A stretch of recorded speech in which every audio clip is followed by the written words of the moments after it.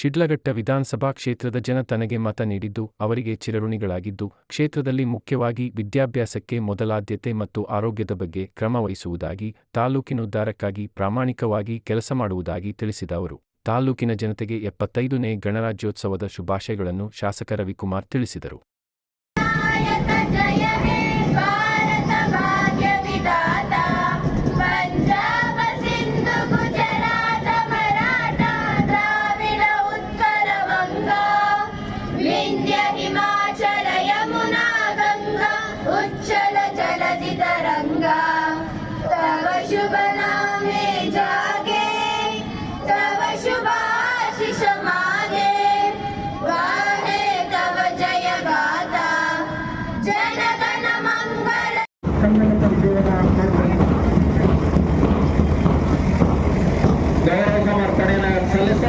ಪರಿಚಯವನ್ನು ಮಾಡಿಕೊಡ್ತಾರೆ ವಿದ್ಯಾರ್ಥಿಗಳು. ಸಾರಥಿಯ ಪಾದಿಯಲ್ಲಿ ಸಾಗ್ತಾ ಇರುವಂತ ಶಾಸಕರಿಗೆ ಭರವಸೆಯನ್ನು ನೀಡುವುದರ ಮೂಲಕ ನಾವು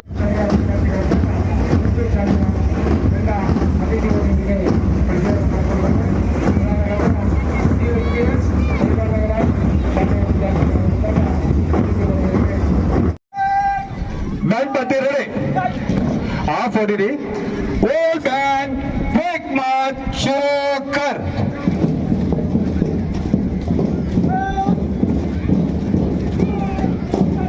ಧ್ವಜನಿಂದ ಮುಂದುವರಿತಾ ಇದ್ದಾರೆ ಸರಸ್ವತಿ ಕಾನ್ವೆಂಟ್ ಶಾಲೆಯ ಸ್ಕೌಟ್ಸ್ ಮತ್ತು ಗೈಡ್ಸ್ ತಂಡದ ವಿದ್ಯಾರ್ಥಿಗಳು.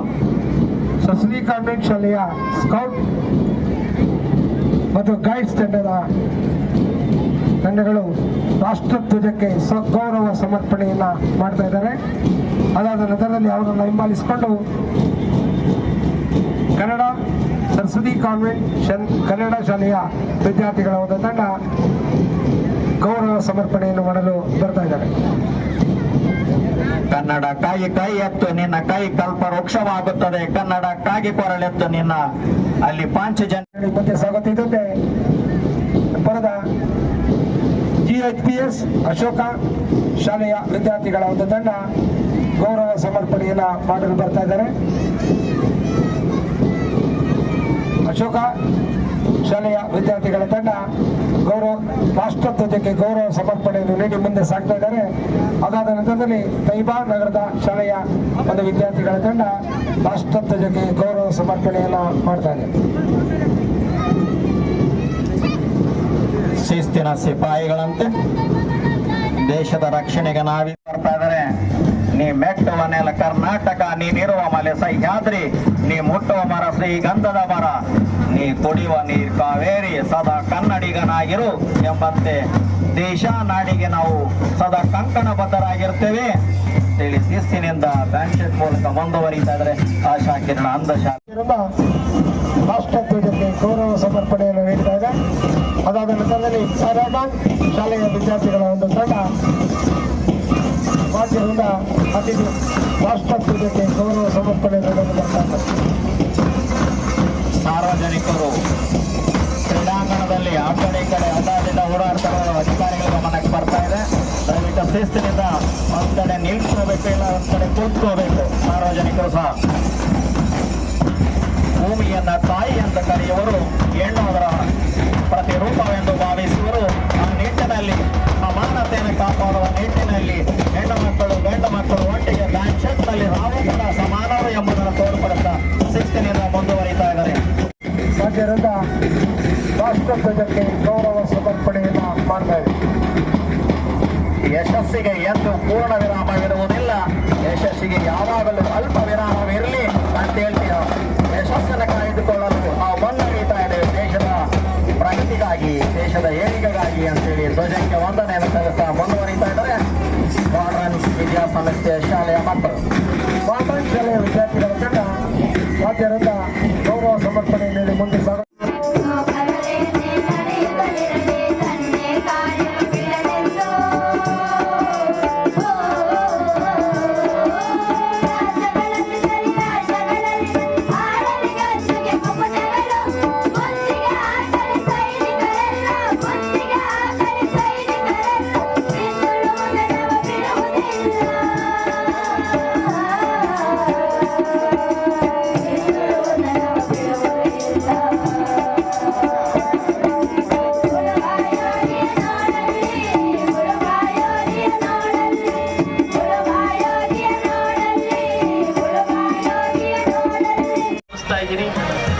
ಎಂ ರವಿ ಪ್ರಕಾಶ್ ಅಧ್ಯಕ್ಷರು, ಕರ್ನಾಟಕ ರೈತ ಸಂಘ, ಅವರನ್ನು ಕೂಡ ಸ್ವಾಗತಿಸ್ತಾ ಇದ್ದೀನಿ. ಹಾಗೂ ಬಂಕ್ ಮುನಿಯಪ್ಪನವರು, ಹಿರಿಯರು, ಎಲ್ಲರ ಮಾರ್ಗದರ್ಶಕರು, ಅವರನ್ನು ಕೂಡ ಈ ಕಾರ್ಯಕ್ರಮದಲ್ಲಿ ಸ್ವಾಗತಿಸ್ತಾ ಇದ್ದೀನಿ. ಶ್ರೀ ತಾದೂರು ರಘುರವರು, ಅವ್ರಿಗೂ ಕೂಡ ಈ ಕಾರ್ಯಕ್ರಮದಲ್ಲಿ ಸ್ವಾಗತಿಸ್ತಾ, ತಾದೂರು ಮಂಜುನಾಥ್, ಕರ್ನಾಟಕ ರಾಜ್ಯ ರೈತ ಸಂಘ, ಅವ್ರನ್ನೂ ಕೂಡ ಸ್ವಾಗತಿಸ್ತಾ ಇದ್ದೀನಿ. ಪ್ರತೀಶ್ ರೈತ ಸಂಘ, ಅವರನ್ನು ಕೂಡ ಸ್ವಾಗತಿಸ್ತಾ, ಲಕ್ಷ್ಮೀನಾರಾಯಣ್ ಮಾಜಿ ಪುರಸಭಾ ಸದಸ್ಯರು, ಅವರನ್ನು ಕೂಡ ಸ್ವಾಗತಿಸ್ತಾ ಇದ್ದೀನಿ. ಶ್ರೀ ಮಂಜುನಾಥ್ ತಾಲೂಕು ಅಧ್ಯಕ್ಷರು, ಕರ್ನಾಟಕ ರಕ್ಷಣಾ ವೇದಿಕೆ.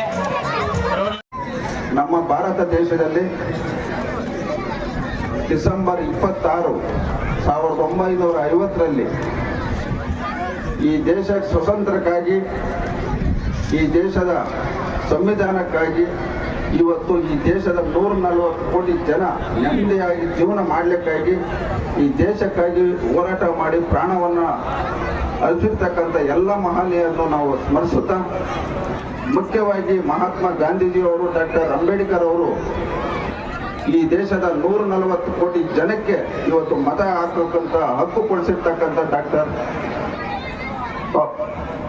ಅಂಬೇಡ್ಕರ್ ಅವರನ್ನ ನಾವು ಸ್ಮರಿಸುತ್ತಾ, ಇವತ್ತು ಪ್ರತಿಯೊಬ್ಬರು ಏನು ನಮಗೆ ಸ್ವತಂತ್ರ ಬಂದು 77 ವರ್ಷ ಕಳೆದಿದೆ, ಅದೇ ರೀತಿ ಇವತ್ತು ನಮ್ಮ ಗಣರಾಜ್ಯೋತ್ಸವ, ನಮ್ಮ ಸಂವಿಧಾನವನ್ನು ರಚನೆ ಮಾಡಿ 75 ವರ್ಷಗಳಾಗಿದೆ. ಇದರ ಬಗ್ಗೆ ಪ್ರತಿಯೊಬ್ಬರು, ಮುಖ್ಯವಾಗಿ ಪ್ರತಿಯೊಬ್ಬ ವಿದ್ಯಾರ್ಥಿಗಳು ಈ ಒಂದು ಇತಿಹಾಸವನ್ನು ನಾವು ತಿಳ್ಕೊಂಡಾಗ ನಾವು ಸಹ ಈ ಸಮಾಜಕ್ಕೆ ಏನಾದರೂ, ಈ ಸಮಾಜಕ್ಕೆ ಒಳ್ಳೇದು ಮಾಡೋಂಥದ್ದು ಆಗ್ತದಂತ ಈ ಸಂದರ್ಭದಲ್ಲಿ ಎಲ್ಲ ವಿದ್ಯಾರ್ಥಿಗಳ ಗಮನ ತರ್ತಾ, ಇವತ್ತು ಡಾಕ್ಟರ್ ಅಂಬೇಡ್ಕರ್ ಅವರು ಒಂದು ಹೋರಾಟ, ಈ ದೇಶದ ಎಲ್ಲ ಸಮುದಾಯಗಳ ಪರವಾಗಿ ಅವರು ಈ ಸಂವಿಧಾನವನ್ನು ರಚನೆ ಮಾಡಬೇಕು. ಇವತ್ತು ಈ ಸಂವಿಧಾನ ಅಡಿಯಲ್ಲಿ ಪ್ರತಿಯೊಬ್ಬರು ಆ ಜವಾಬ್ದಾರಿಯಿಂದ ನಾವು ನಡೆದಾಗ ಈ ದೇಶಕ್ಕೆ ಒಳ್ಳೆಯದಾಗ್ತದೆ, ಈ ದೇಶ ಇಡೀ ಜಗತ್ತಿನಲ್ಲಿ ಉನ್ನತ ಸ್ಥಾನಕ್ಕೆ ಹೋಗ್ತದಂತ ಈ ಸಂದರ್ಭದಲ್ಲಿ ತಮ್ಮೆಲ್ಲರ ಗಮನ ತರ್ತಾ, ನಾವು ಏನಿವತ್ತು ಈ ಒಂದು ಶಿಡ್ಲಘಟ್ಟ ವಿಧಾನಸಭಾ ಕ್ಷೇತ್ರದಲ್ಲಿ, ಈ ಕ್ಷೇತ್ರದ ಸ್ವಾಭಿಮಾನ ಮತದಾರರ ಒಂದು ಆಶೀರ್ವಾದದಿಂದ 2023 ವಿಧಾನಸಭಾ ಚುನಾವಣೆಯಲ್ಲಿ ನನಗೆ ಅಧಿಕಾರ ಕೊಟ್ಟಿದ್ದಾರೆ. ಆ ಒಂದು ಅಧಿಕಾರದಲ್ಲಿ ನನ್ನ ಅವಧಿಯಲ್ಲಿ ಯಾವುದೇ ಕಾರಣಕ್ಕೂ ಈ ಒಂದು ಕ್ಷೇತ್ರದಲ್ಲಿ ಅವರು ಕೊಟ್ಟಿರ್ತಕ್ಕಂಥ ನನ್ನ ಅಧಿಕಾರ ದುರುಪಯೋಗಗೊಳ್ಳಲಿಕ್ಕೆ ನಾನು ಬಿಡೋದಿಲ್ಲ. ಮುಖ್ಯವಾಗಿ ಈ ಕ್ಷೇತ್ರದಲ್ಲಿ ವಿದ್ಯಾಭ್ಯಾಸಕ್ಕೆ ನಾನು ಮೊದಲನೇ ಆದ್ಯತೆ ಮತ್ತು ಆರೋಗ್ಯದ ಬಗ್ಗೆ ಇವೆಲ್ಲಕ್ಕಿಂತ ಮಿಗಿಲಾಗಿ ಎಲ್ಲ ಸಮುದಾಯಗಳ ಪರವಾಗಿ ನಾವು ಕೆಲಸ ಮಾಡ್ತೀನಿ ಪ್ರಾಮಾಣಿಕತೆಯಿಂದ ಅಂತ ಹೇಳ್ತಾ, ಈ ಒಂದು ಕ್ಷೇತ್ರದಲ್ಲಿ ಮುಖ್ಯವಾಗಿ ಈ ಕ್ಷೇತ್ರದಲ್ಲಿರ್ತಕ್ಕಂಥ ಎಲ್ಲ ಇಲಾಖೆ ಅಧಿಕಾರಿಗಳು ಸಂಪೂರ್ಣವಾಗಿ ನನಗೆ ಸಹಕಾರ ಕೊಡ್ಬೇಕಂತೇಳಿ ಇವತ್ತು ಎಲ್ಲರ ಗಮನ ತರ್ತಾ, ಈ ಒಂದು ಕಾರ್ಯಕ್ರಮದಲ್ಲಿ ಭಾಗವಹಿಸಿ ಈ ಕಾರ್ಯಕ್ರಮವನ್ನು ಯಶಸ್ವಿಗೊಳಿಸ್ತಕ್ಕಂಥ ಎಲ್ಲರಿಗೂ ಹೊಂದಿಸ್ತಾ ನನ್ನ ಮಾತು. ಯಾತಕ್ಕೆ ನಾವು ಈ ದಿನನೇ ಆಯ್ಕೆ ಮಾಡಿದೆ ಭಾರತ ಸರ್ಕಾರ? ಗಣರಾಜ್ಯೋತ್ಸವ ಅಂದ್ರೆ ಏನು? ಗಣರಾಜ್ಯೋತ್ಸವ ದಿನ ಇದರ ಒಂದು ಪ್ರಮುಖ ಪ್ರಾಮುಖ್ಯತೆ ಎಲ್ಲರೂ ಮೊದಲಿಗೆ ತಿಳ್ಕೊಬೇಕು. ಯಾತಕ್ಕೆ ನಾವು ಸ್ವತಂತ್ರ ದಿನಾಚರಣೆ ದಿನ ನಂತರ ಮತ್ತೊಂದು ದಿನ ಗಣರಾಜ್ಯೋತ್ಸವ ಎಂದು ಆಚರಣೆ ಮಾಡ್ತೀವಿ ಅಂತ, ಅದರ ಉದ್ದೇಶ ಏನು, ಅದರ ಪ್ರಾಮುಖ್ಯತೆ ಏನು ಅನ್ನೋದು ಮೊದಲಿಗೆ ಎಲ್ಲ ಸಾರ್ವಜನಿಕರು ಮತ್ತು ನಮ್ಮ ಶಾಲಾ ಮಕ್ಕಳು ಅದರ ಬಗ್ಗೆ ಮಾಹಿತಿ. ಎಷ್ಟೋ ಜನಕ್ಕೆ ನಾನು ಕಾಲೇಜು ಮತ್ತು ಶಾಲಾ ಮಕ್ಕಳಿಗೆ ಹೋದಾಗ ಕೇಳಿದಾಗ, ಯಾತಕ್ಕೆ ನಾವು 2ನೇ ಬಾರಿ ಧ್ವಜಾರೋಹಣ ಮಾಡ್ತೀವಿ, ಗಣರಾಜ್ಯೋತ್ಸವ ಅಥವಾ ರಿಪಬ್ಲಿಕ್ ಡೇ ಅಂತ ಏನಕ್ಕೆ ಆಚರಣೆ ಮಾಡ್ತೀವಿ ಅಂತ ಕೇಳಿದಾಗ ಎಷ್ಟೋ ಮಕ್ಕಳಿಗೆ ಅದರದ್ದು ಮಾಹಿತಿನೇ ಗೊತ್ತಿರೋದಿಲ್ಲ. ನಮ್ಮ ದೇಶ ಸ್ವತಂತ್ರ ಬಂದ ನಂತರ ಬಾಬಾ ಸಾಹೇಬ್ B.R. ಅಂಬೇಡ್ಕರ್ ಅವರು ನೇತೃತ್ವದಲ್ಲಿ ಈ ಸಂವಿಧಾನ ರಚನೆ ಆಗುತ್ತೆ. ಈ ಸಂವಿಧಾನ ರಚನೆ ಆದ ನಂತರ ಆ ರಚನಾ ಸಮಿತಿಯು ಸಂಸತ್ತಿಗೆ ಮಂಡನೆ ಮಾಡುತ್ತೆ, ಅದು ಅಂಗೀಕಾರನೂ ಆಗುತ್ತೆ. ಅದ ನಂತರ 1940 Thank